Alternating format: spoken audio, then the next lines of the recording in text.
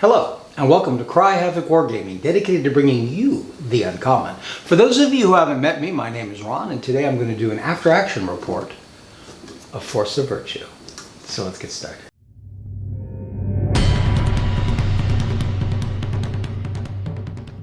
So I've done a couple of videos lately in support of the Kickstarter that Masterstroke Games is doing presently for Force of Virtue for their Siege and Horse expansion, the Gradera expansion. There's still some time remaining in that Kickstarter for those of you who are thinking about getting into this game. This would be an excellent opportunity to do so.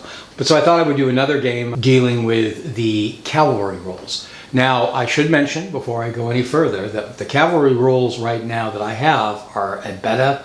They are a playtesting copy that are being used already. There's some confusion, in fact I have during the game, because how movement is done has changed a few times in the process. But it'll give you an idea of how the cavalry works a little bit. This is a siege sort of scenario. It's much larger than what I normally play. Most of my games have been about 12 card games. This is a 27 card game. In fact, I'm going to apologize up front. I think that the video goes a little long and may be a little hard to follow. I think I may have stopped describing everything as well as I would have done normally. I was getting tired and it was complicated running so many things. It's far too many cards, 27 cards. Not to play the game, it's too many cards to play solo in a game that isn't designed to be a solo game when you're playing both sides and having to jump back and forth as well as filming a video. So it got to be a little bit complicated, but it was a lot of fun. And I do ride. And I've often had complaints with games and how they deal with horses or some circumstances that occur with horses in games. This system, the horses have complicated it a little bit. The horses are a little more complicated than the regular game is, but not overbearingly so. And I think they've done a really good job of representing what it is like to actually use horses. There's various turn radiuses that alter with the speed you're at, but a good rider can still tighten those or change how he's operating or how the instructions he's giving to the horse. The horses have temperament. They're not just automatons like they are in most games. The way they've done that I think is pretty clever. The horses have virtue. So they're still using the basic rule of their game, the 4 virtues of a medieval period, but they've divided up for the horses. So the horse has its own virtue dice. Yeah, it can use the rider's dice. There's also cards that give rider skill that can increase dice that are available, but the horse's dice itself doesn't count against the rider's faith or actions, which is kind of nice.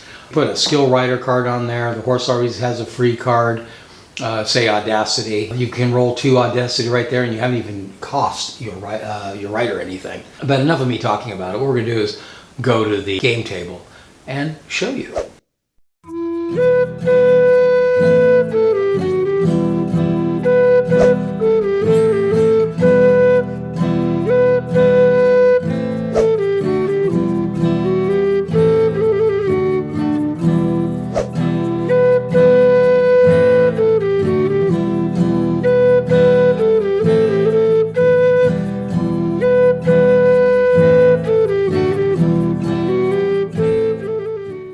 Horse cards yet, but I'm using the cards that are available on the trial pages that are available on the Masterstroke game. So I'm using the 3 different groups of horsemen that are on there. I'll describe them in a moment. Also, unlike the last game, I am playing with an objective, which is more common in the game of Force of Virtue. This is a strike mission being done as a sally.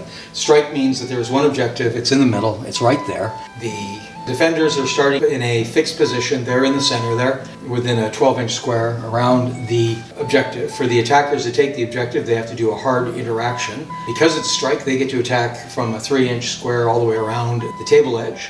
Their goal is to take that objective. In that box is some holy relic that has been stolen by the Orsini, and the Borgia believe that in the name of the Pope, that if they can retake that relic and then present it at the walls of the castle they are holding, that the besieging army, the rest of the Orsini army, will collapse. So that's the goal of the game. So let's quickly do an introduction of what the units are. Right here in the middle, I have the excellent horseman Guido Rangoni, and he is flanked by the Bianco boys on either side. Guido Rangoni himself is an excellent horseman on a trusted mount, a destrere that is audacious. That's his temperament. So he's there in the center. I've got two things going on over here. The closest one, this fellow here with the light crossbows, that is a lackey, some young man coming up in the Borgia household. On the other side of him, I have my bannerman with the Borgia papal flag, also supported by a relic bearer. You can see him in the back holding his relic. And there's a number of halberdiers and sword and shield men in that unit. There's a unit of espingarderos. Those are light musketmen. In the back here, I have a group of javelineers. Orsini side, they have Condate Giovanni Sassatello. Sassatello is a dangerous man with a dark reputation. His horse is a destrere. It is also audacious, but he doesn't have the horsemanship cards that the other fellow has. In front of him, another Orsini knight. This guy has got a lot going on. He and the bannermen have been drinking. They have copious alcohol. That'll increase their chances of crit fails, but also of crit successes when using audacity. And in front of him, he has a command of pikemen. Basically, there's 3 pikes and 3 halberds defending this road. I have there in the center of the camp, they have a bannerman in his command in front of him. This is a unit of sword and spearmen and sword and shieldmen. Also behind everybody there's a group of veterans armed with heavy crossbows. The Orsini have a whole lot of cards. Before deployment, the deal. Secretly choose one of your capos and one of your opponent's capos. I'm going to do the Orsini horseman. Sassolino has made a deal with the flunky on Borgia's side. And what this means, if both are still alive when the opponent completes the objective, or at the end of round 6, you count as achieving the objective instead of your opponent. So that's been done in advance. Also, I have ill discipline attached to an enemy capo during deployment. Ranged units with this capo's command range begin with their weapons unloaded. It does say enemy capo. So I don't think I can actually put that on the muskets that I wanted to. But I will put it on the unit of light crossbowmen under the command of the lackey. They begin the game unloaded. Complacency. Play the card on the force your opponent discard 1 card with the choice of honor in their hand. They only had 1. It was Preacher, but because of that, the Borgia lost their benefits from the Preacher card. And then after deployment, this is Informant. Play after deployment, there is an inside man in the attacker's rank who has notified the defenders of an imminent attack. Defender gets first turn. It's probably the lackey. So basically, the lackey has made a deal with the enemy, with Sassatello, let them know this attack was coming, so the surprise is lost, and he has also made a deal with the enemy. If he's still alive and they're still alive at the end of the game, or when the objective is taken, if it is, the victory for this will then go to the Orsini. That is a very powerful card, and it has raised some issues because it can't completely change, particularly in a one objective game. It can really change the whole point of the game. So it's probably going to be toned down soon. I like it though. Now that that's all done, we get to go to the first turn. Because I played that card with the Informer, this first turn is going to be the Orsini, the defenders, not the way it's usually done. We have another card we have to play before we begin. We're going to play Poison. Play on a capo at the start of the round. Now at the beginning of each round from now on, that capo must roll all their unburnt virtue. I'm going to be playing it on the head capo, but it's going to just get pulled out of the game because he has Just War. It's an intrigue card which counters that card. So no effect by the poisoning. And I'm going to activate Sassatello. Sassatello is going to use 2-speed. He's going to try to get his pikemen to reverse their positions to get in a better place to defend against the approaching horse. 2-speed. I rolled a 3 and a 4. So the 4 is the highest. That's the one we'll use. So we have a 4. We're using the optional movement rule, which allows for unarmored figures to move quicker. So usually it's a D3 plus 3. But by these optional rules, it is armor class plus 3. So the halberds and pikemen have an armor class of 5. I rolled a 4, so that's 2. There's no issues where they're moving. So they're moving 7 inches. The pikes can fight over the heads of these other guys, so it's putting up a bigger resistance. And that puts my little halberd dudes in the back, but that's okay. So they've all moved one action and spent 2 virtue. I'm using the STL turn markers today. I don't know what the availability of these is going to be or how that's going to work for the horses. The ones that were shown that are in the rules, I'll show a picture of those here, and that's a template that you cut out and use individually for each movement. Today, I'm going to use the STL templates. I don't know if I'm free to choose what speed I'm starting at. So I guess I'm going to assume that I was starting at a walk. Momentum's a big part of the rules for the horses. These horses are audacious. Oh, I'm sorry, the coursers are not audacious. They are fast. We roll for their movement. What I'm checking first is to see about riding checks. There's 2 kinds of riding checks in the game. There's dangerous riding checks and normal ones. Normal riding checks are when you're trying to communicate new intentions to the horse. The dangerous ones are when things go bad.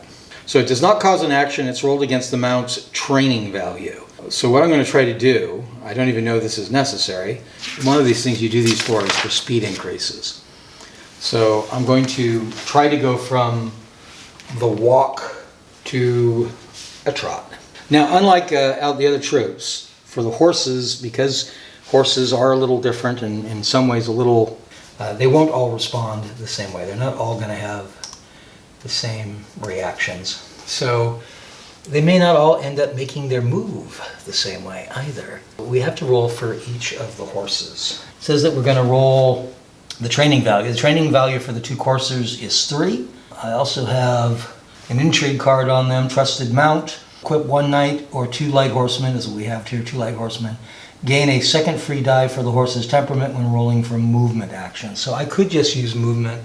Well, I'm not doing the movement yet anyway, I'm doing control. They don't have any special die roll over that, but it said it was free, so I'll just roll. I need a 3 or higher. For the first one, he gets it. The second one also gets it. So they have gone up to the trot. The other horse is a 2 control, and he gets 2 die for his roll because he's got the card skill rider. So he needs a 2 or higher, and he gets a critical success. We're going to go to the trot in both cases. I can use the boss's die as well as his horse die. The boss, he is a knight. He's got audacious. I'm going to go ahead and play his audacity. And then we're going to use, he gets 2 free audacity from the horse. So he's rolling 3 audacities. So, all right, 2 crits and a fail. You always take the best, so we're going to take the crit. That's a crit for audacity. That's going to be the same as a foot audacity, but I lose a virtue on a 1 or 2. At the end of the capo's move, any enemy capo within 6 inches must roll a d6 and all unburnt virtue. All right, so I rolled a 6. Horse movement works a little different than the normal people. This is going to be for the main guy.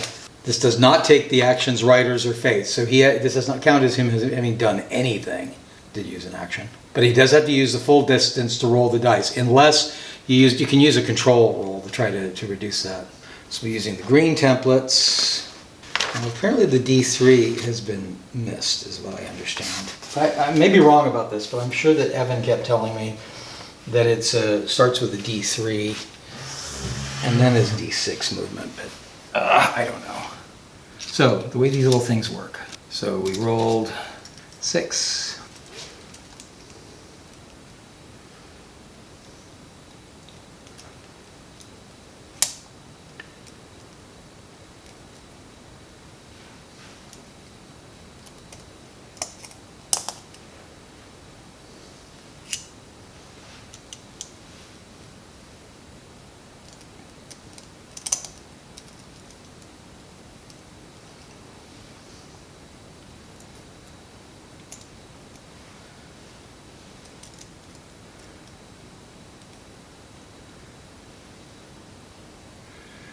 I'm not sure this is right. He's flying up there.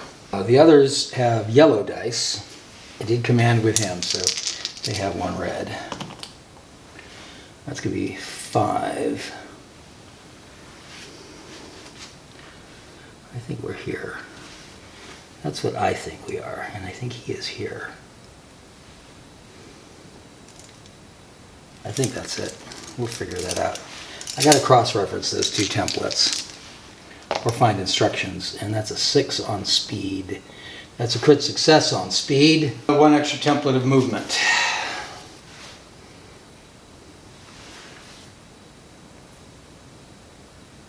Maybe that was right. I don't know. I'll have to figure that out. I think that is right. It's this template. It doesn't... I got to check and see what... copy the section of the templates and find out how they work in comparison to the STL sheet. He's up here with them. The horses move fast, so they're all the way up there already. And then we go to the other side's activation. I think that's what we're going to do, is get the bannerman in. I'm going to activate the bannerman. They give a speed and audacity. They get a critical success with audacity. So they get audacity crit on a move, just like the other guys just did. I was supposed to roll for him on a 1 or 2. Great. He would have burned at virtue. Alright, he should have been for all of them. So the banner burns a yellow. However, now we have to roll 1s for Borgia Capo. He's got audacity, fortitude, and strength. And that's 1 audacity. So his audacity's been burned. And they got a 6, so that's going to be a 3. Plus, most of them are 5s. So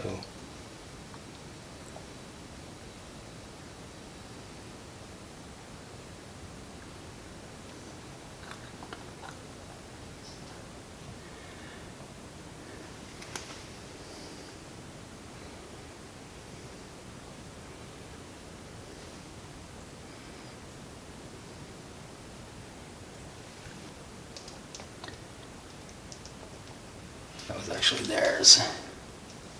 That's probably the way to handle it, because they probably lost theirs. I think they're just in the fight now. Which means I'm going to want to activate them. I'm going to activate the horse for a fight. We still have to move, but we can do the attack whenever we want. So I think what we're going to do is see about... If that's the case, I can get the horse up, can't I? The one that's still back. So let's do that. Let's do his move. He gets a 6. He's going to get up there. We're going to use the remaining virtue of the boss. That's going to be a fortitude and a prudence. And they're going to get their horse attacks for free. So he's got 2 reds on top of it. So I'm going to do him first. He's attacking the guy directly in front. Technically the pikes have to do theirs first. The very first action is going to be these 2 pikes on the leader. Those aren't pikes, those are spears. These are skirmisher shield spears. They still have a reach 1. And they get a 1 free defense dice. So they hit on 4s. So the first one, I could roll a both, that's a hit. And that was a crit hit. So the first one is successful. I don't have any defense die, but it's going to go to armor. I have to beat a 2. I did not. Wow. Armor roll is failed. I have to burn. Then we're going to roll for the wound. I might lose my knight on the first turn. 5 or higher. No. He takes a wound. He is down. They killed my leader with a pikeman right on the first attack. That's rough. Then the other one, that's a miss. Then it's going to be their hits. These are light horsemen with an arming sword. They attack on a 5. So this guy here is a miss. The one over there is a miss. They're going to swing back. They need 4s to hit. A miss, and a miss. I think we need to make control rolls. When I failed the armor save, there should have been a roll there for that other horse. So, that was an audacious horse. He had 2 dice rolls. a crit success, and a 3. No problem on that. We're going to attempt to turn that horse. Crit success, speed, and one extra template.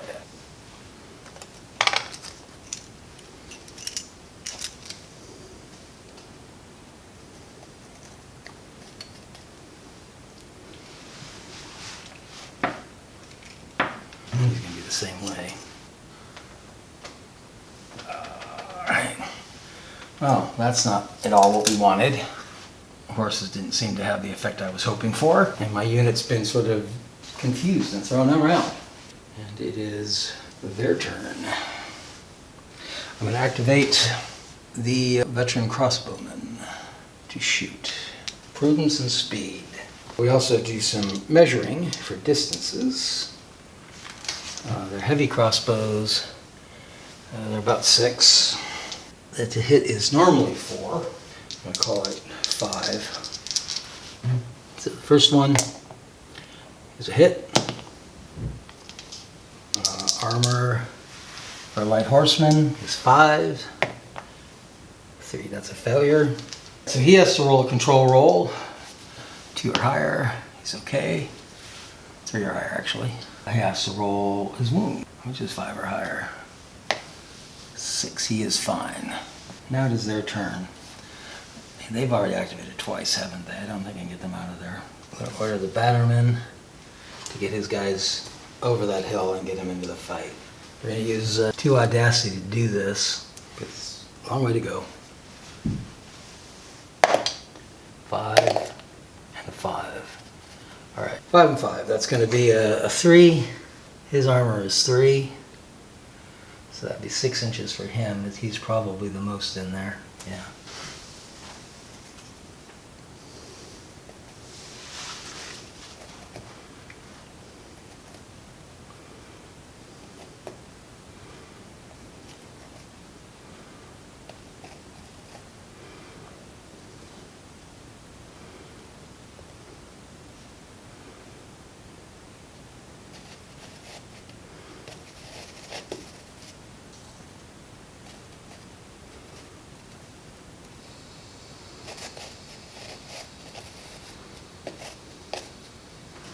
I think the thing to do is to activate the knight. Try to get those guys up there. This is my foot knight. He's got lots of stuff. I'm going to give an audacity and a fortitude and order them up that hill. That's his pikemen and halberdiers. Rolled a 5. It's going to be 3. For him, that's only 5. I don't want to get too far away.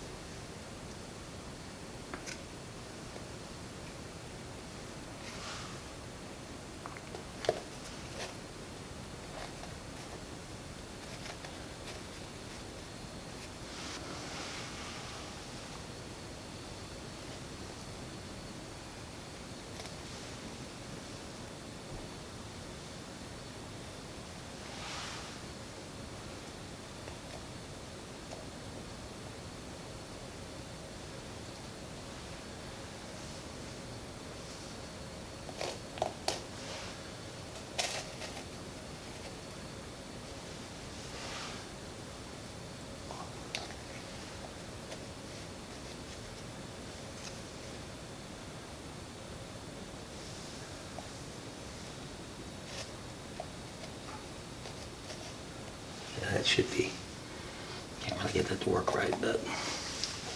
So the bannerman still has 1 audacity, that's all he's got. So we'll go ahead and use that 1 audacity and lead a fight. They're going to use an audacity to fight and a fortitude for defense. And a bunch of them get to go first. Let's see what we're looking at here. First guy's got 2 fights, and the second guy's got 2 fights, and that's all we got going. First attacks are the halberdiers. They have 4s to hit. So the first fight is a crit failure on audacity. Receive a hit from the model you are attacking. So he's going to receive a swords hit. He's going to defend on a 5. He fails, has to burn. Then he has to roll a wound save. He makes that. And then the other one gets a crit success. In addition to your hit, you may roll another die, and on a 4 plus, your opponent must burn a virtue. So, did not. But he does get that through. That is a shield guy, so he gets an automatic. Ooh, he failed that. The shield roll fails. Receive a hit from the model you are attacking. So he's going to get 2 hits. That is not good. So the first one, armor save, 2, that's a failure. That's going to burn Audacity. The second one, also a failure. And hit points. So misses that and misses that. He is dead. So one of the shield men is already taken out and costs a lot. The other one, swinging with his Audacity at the pikeman in front of him. And that's a 5. That is a hit. That one has to make an armor roll, and that's a crit failure. He has to burn an Audacity. Not an Audacity, he has to burn a Virtue. No, that one gets to defend. We had a defense die. But he failed that. Your opponent rallies a Virtue on their nearest capo. So they get to rally one of theirs. That's good, because they needed that. And now he has to make a health roll. No, now he has to make an armor roll.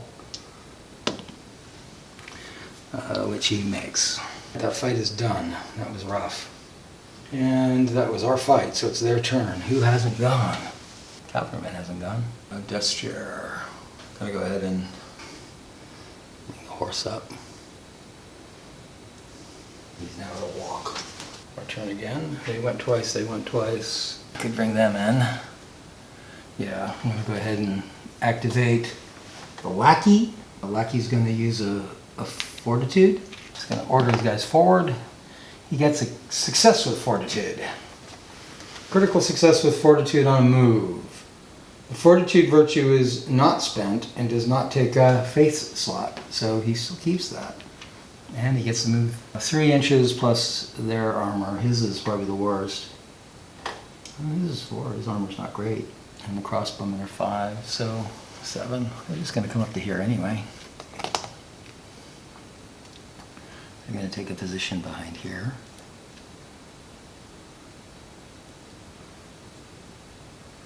I think what I want to do is activate the bannermen for the Orsini. Yeah, he's got 1 die, 1 fortitude. But he could order those guys forward. 1 fortitude, movement. They crit failed. Fortitude, movement, crit fail. They move an inch.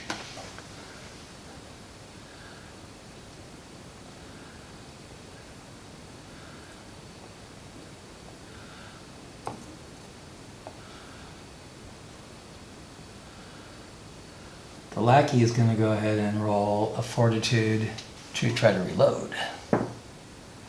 Or they're reloaded. Going to roll for the crossbowman, I think, to reload.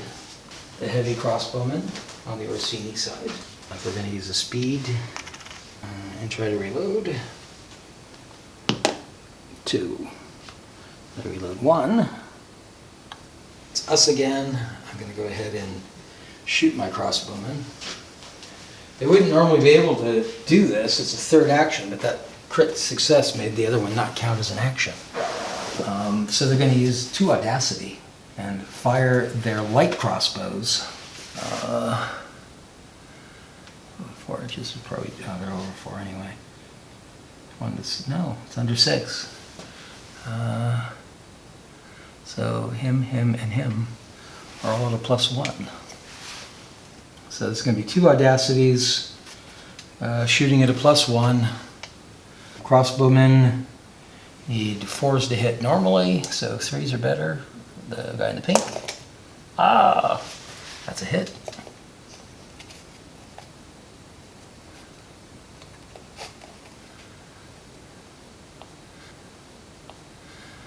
Probably 4 higher, 5 or higher.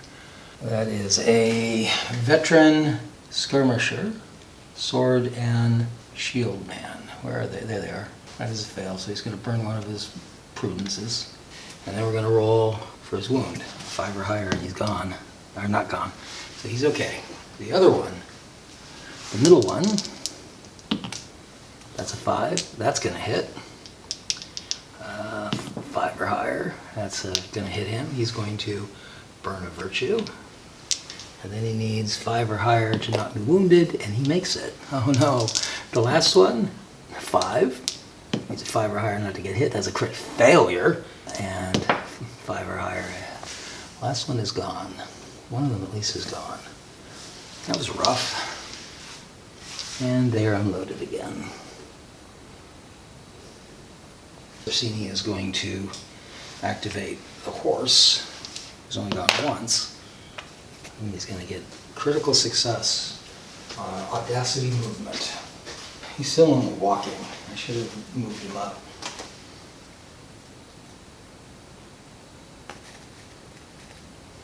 But on the 1 or 2, I have to burn a virtue. I did not. Now it is our turn. I'm going to go ahead and activate the Espinderos. 1 purple. 5, that's going to be a 3. And they probably are really light. Yeah, 8. 6. Oh, no. Don't want to.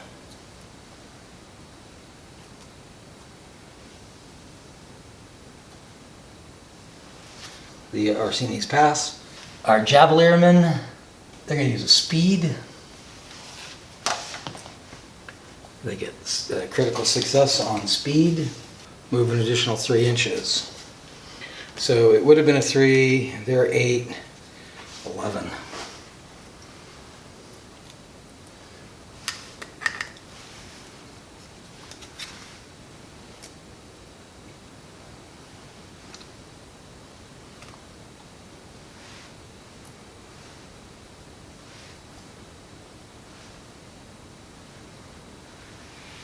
Our turn again, and we're going to pass. That is the end of the first round. We go to turn 2. That was a rough turn. Lots of things happened. Lots of people got hurt. I don't remember for sure where I stopped. I think the Borgia passed first. I hope I'm right. So that's what I'm going to assume. So we're going to activate the Borgia first. I think I need to activate the banner and get him out of there. With 1 audacity to close. 3. The boss is going to be a 4. Sword and Bucklerman, 7. So no problem. We're going to close in.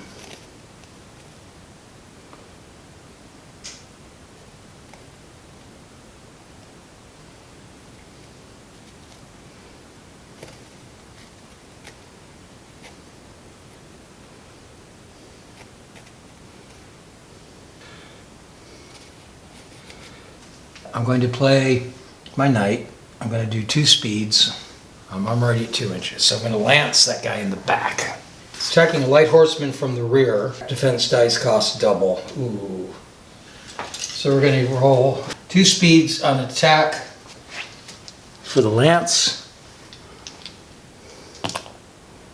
So that's going to be 4. 4 is a hit. He needs a 5 to survive. 5 or plus for a hit. He's going to have to burn. We'll burn a prudence. Then we have to roll a 5 or higher to save him. We do not. He is gone. So that fellow is gone. And we still have him cantering. This horse's temperament on a crit. Ooh, crit fail. We crit fail on audacity for the horse. We're going to have to make another attack. He's going to deviate to the nearest enemy. Now, he's moved 3 of his move. I actually should have rolled for move. So that would be 2 inches plus the horse's armor, which is 6. So he's going to go 8.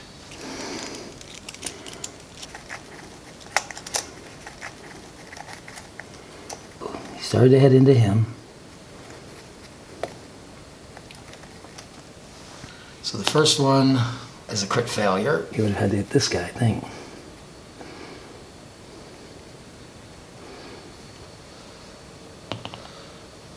That's successful. He did not have a defense. So armor. He's going to burn. On a 5, he's dead. I mean, he's saved, but he isn't. So he's gone. Killed him. The second one is a 3. Training value is 2 with a +1 for the trot. So I gained control, which means he wouldn't have had to have closed.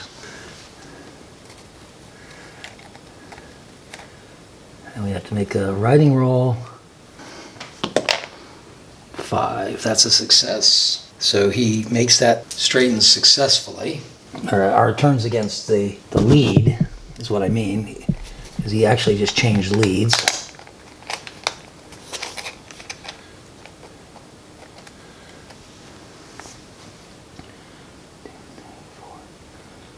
Five. Then he'll roll successfully to drop down to the trot.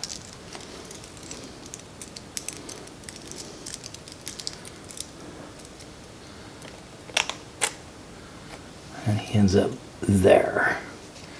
And that is the cavalry guy done. Go back to the bannerman. We got a lot of things going on here. I'm going to attack the pike unit there, and they're going to fight back. This is a dangerous maneuver because I think we're outnumbered now. Okay, the very first thing is that pikeman. Pikeman has a reach of 2, and there's a pikeman on the front line there, so with a reach of 2, he's going to get that first attack on there. Pikeman has a hit of 4. Oh, we have to decide what we're rolling. Who's in charge of that group? I could either use the bannerman or the other knight. The other knight's only got a purple. He's got 1 fortitude, which is not what I think I want to do here. Oh, I could use as a lion. I'm going to use a speed and audacity. So a speed and an audacity.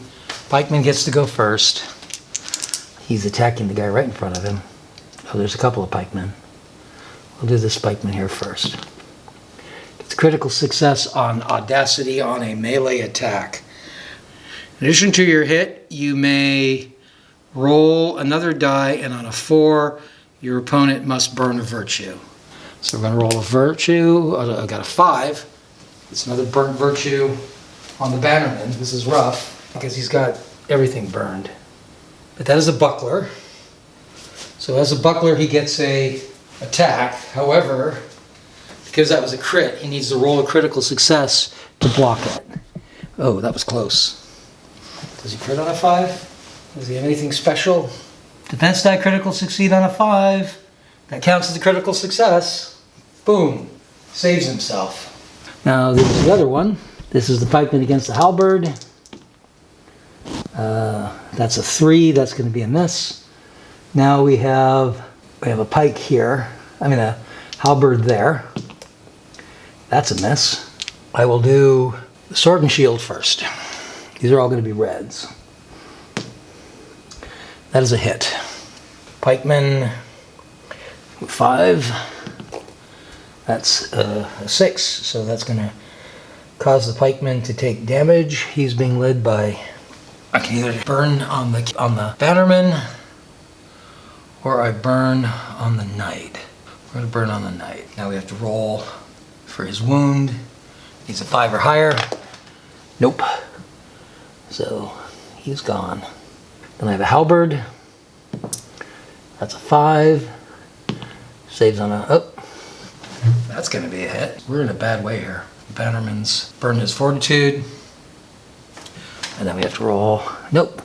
He is gone. This is bloodier than I was expecting.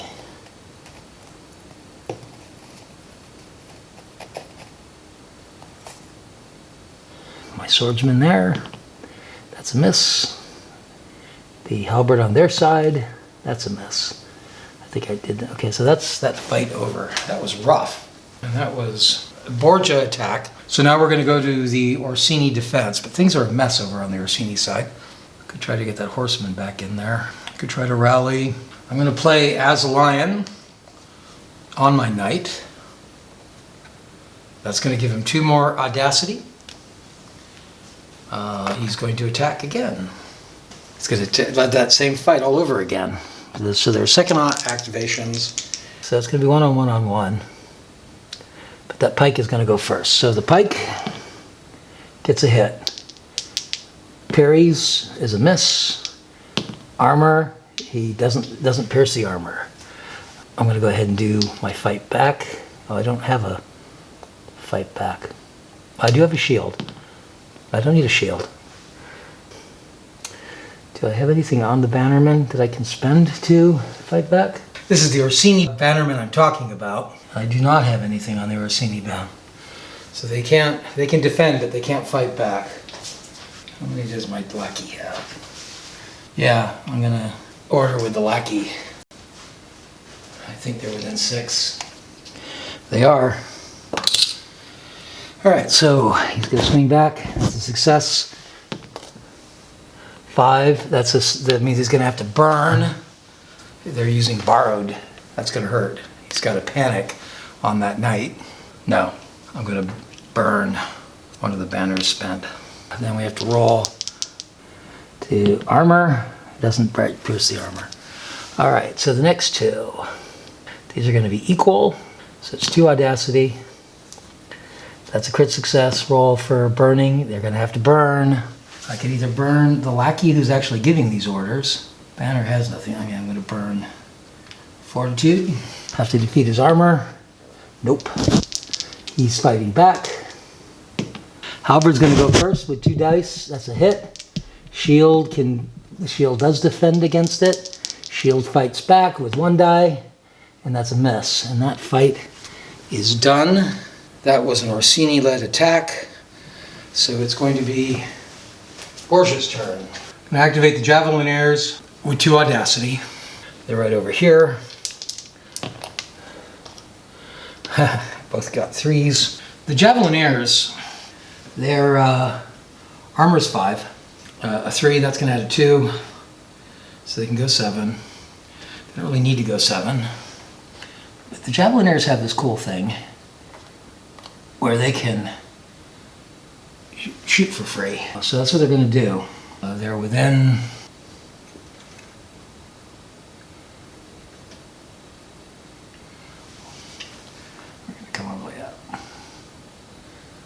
for 3s.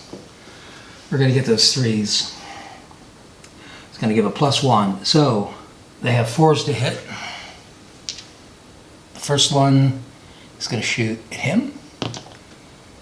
That's a hit. Crossbowman. Crossbowman saves on a 5. He got it. I should actually have remembered all of these. So this one's going to be here, and that was going to be there. So the next one there, 4, that's a hit. Has to break the armor of 5. Our saving throw is 5, doesn't make it. So they have to burn. They'll burn one of their speeds. And then they have to roll a saving throw, you need a 5 or higher. Didn't get it, so he is gone. One crossbowman down. And then the last one, this one here, that one's a miss. All right, so the Javelineers are done. Do I want to activate my crossbowmen? Get some revenge there? Oh, I can't, they're unloaded. Although we need to load. I'm going to spend a speed to reload the heavy crossbows. Got it. Crossbows reloaded. Borgia's turn. Do I have any Borgias that can go? That was the Javelineers. They could go again. That's not a bad idea. We're going to activate the Javelineers, and they're going to do their Javelineer thing again. This time it is with a single speed. So they have 4s to hit. First 2 on him, third one on him. That's a hit. That is a save. The second one is a miss, and the third one is a hit and a save. Okay, that was useless. Now the crossbows can go and spend a prudence, not the best attack die, but they're going to spend a prudence and they're going to shoot the guy in the yellow. They're going to shoot first. We're going to shoot the guy in the yellow and the guy in the red. There's no modifiers to this. Yes, there is. There's a -1. So they need 3s. So the first one is a hit. He's got his armor roll. Makes the armor roll. The other one, 4, that's a hit. And that is a failed armor roll. I'm gonna go burn. Then we have to roll a saving throw, which he fails. So one of the Javelineers is gone. we have to burn one of their virtues. It is their turn. I'm going to activate the lackey to reload the crossbowman he's got. They're loaded. We'll activate the knight, the prudence. He doesn't even have to activate with the prudence. We can use the red for the horse. And he's got critical success on movement for audacity. Have to roll a 4 or higher, and I run the chance of burning 2 virtues. I rolled a 1, so that doesn't happen. But we did get a 6. We're now at the canter. I think I'm going to stay at a canter. So 6 would represent 3.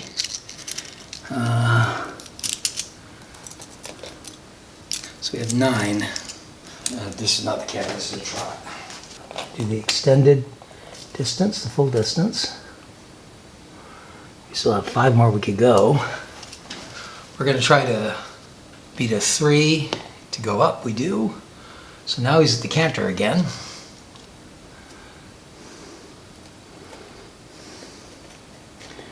All right, wrapping around that hill.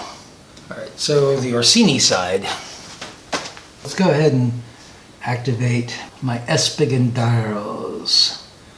They're going to go forward with a purple. That's a fortitude. They're not going to go forward with a purple. They got a critical failure on a fortitude movement roll. They move 1 inch.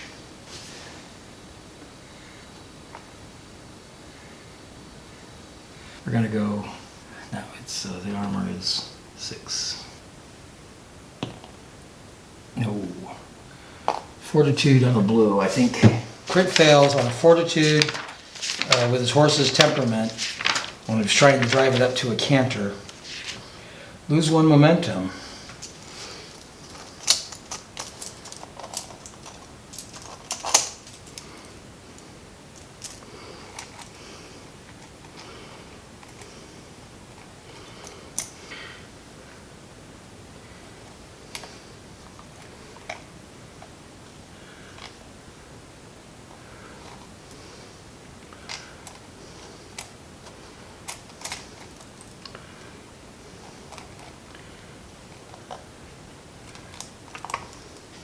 So the Orsini, I'm going to try to roll for the knight that's up here.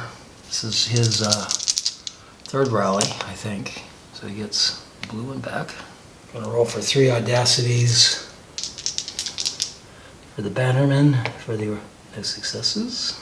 And then over on this side here, I'm going to roll for the skirmishers. They get nothing. The skirmishers are going to go away. No, they're not. Not if the bannerman's still there. Over to the Borgia. All right, the Borgia aren't really in horrible shape. I mean, they're not great, but they're going to activate the Relic Bearer, who hasn't done anything. And he gets 6 dice, so this could save my bannerman on the Borgia side. This is why I have the Relic Bearer. So he's going to try to save his bannerman. Okay, it's still just 6s. But he has 2 successes. 2 of the bannerman's rolls will come back, thanks to the Holy Relic. I'm going to go ahead and try to rally with the knight again. He's going to get 1 more. Use the Relic Bearer 1 more time. Looks like I only say 1. Orsini. Orsini's going to pass, and then the Borgia will pass. So the Orsini passed first. They get to begin round 3 first. We're going to go ahead and activate the knight. The foot knight, that is, and he's going to use audacity and a prudence to try to end this fight. The bannerman is going to order a reactionary fight using 1 red. First thing we have is a pike. That's probably a hit. Yeah, pike's hit on a 4. We're going to try to defend against that. We do. We'll go ahead and swing that one back. That's a audacity fail. It means I think he hits me. Receive 1 hit from the model you are attacking. Armor does not save. But the saving throw does. Then we have a halberd with a crit success on prudence. 1 penetration to the weapon for this attack. This one does not have a defense, it's only a halberd to halberd. He's got to defeat the armor. The armor save is a 6, so he's fine. He fights back with just a single red. He misses. Next we have a halberd, which is a miss. And the fight back is also a miss, but he receives a hit. I think he can try to stop that, and he does. So that fight doesn't have any effect. However, we're going to attack back 2 audacities. Then attacking again, that same fight in reverse. The Bannerman's ordering an attack on that same unit again. They're going to have to use... Bannerman's going to have to throw a yellow into there. We have a pikeman first. That's a miss. Hits back by the sword. Crit success on a melee with prudence, +1 penetration. But it does not... It burns, or hits, goes through the armor. Have to burn, and then save. 5, he does save. The 2 halberds against each other. Oh. All right, we're going to take the audacity hit. He does a 4. So they have to burn another one.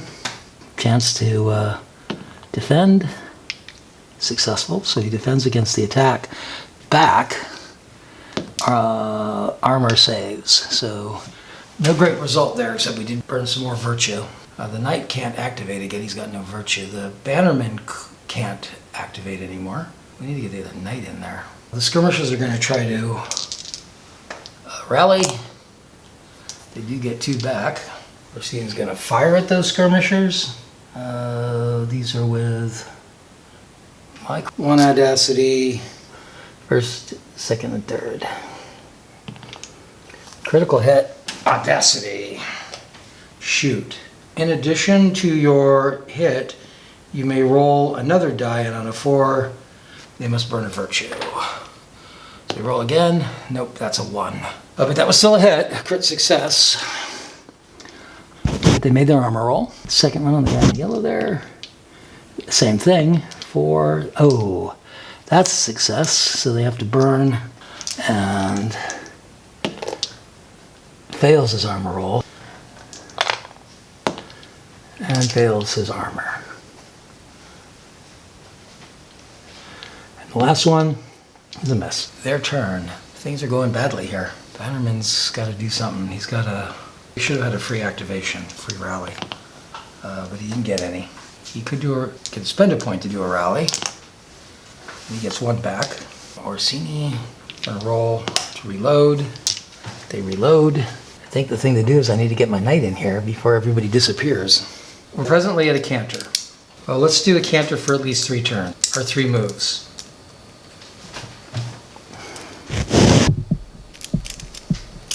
We put this here. I'm gonna do minimum moves, not the extended moves. So he gets there in 3, trying to get in command range, because my bannerman has he did get some back, but he's in danger of losing. He did manage to rally back. All right, so my knight's getting back into the fight. So I'm going to activate my javelineers with an audacity and a speed. And they're going to attack the veteran crossbowmen. First one is a hit. Armor save fails. They have to burn. Is the boss within, what's his range? 6 now? I'm going to burn one of the boss's yellows. Then the other one, audacity and speed. I got 2 crits. I have a choice of either a speed crit or an audacity crit on shooting. I can move the models 3 with the speed. That's not really doing me any favors. Or I can cause them to burn another die. So that's what I'm going to do. I'm going to use the audacity crit. And I was successful. So either the bannerman or the knight. I'm going to use the knight. He burns another, and then we roll for the damage. 4 and save.